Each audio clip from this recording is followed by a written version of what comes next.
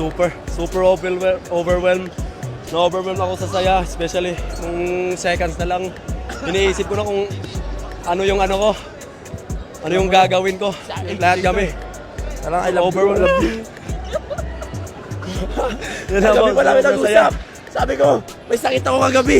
Sabi ko dyan, kailangan mo mag-step up. Pero ginawa ka namin yung best namin. Kaya yun lang po. I love you dyan.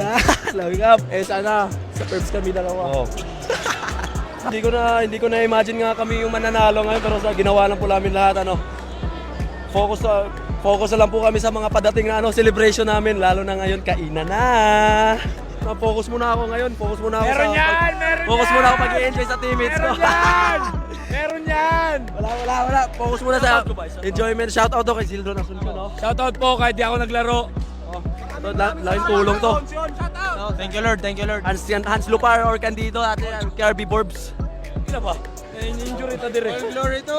Glory to God. Jesus on 3. 1, 2, 3. Jesus! Papasalamat ako kay Lord God, especially siya mauna sa lahat sa buong Perpetual Health Community.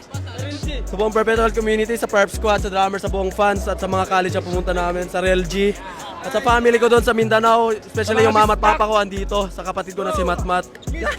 Sa mga barkada ko doon, kila Uncle Inon, kila JM, kila Boss Kasing, sa barkada ko na si Kagwang, at sa sa family ko sa Cebu, at sa Nasipit, at sa girlfriend ko na si Bea, Day tayo.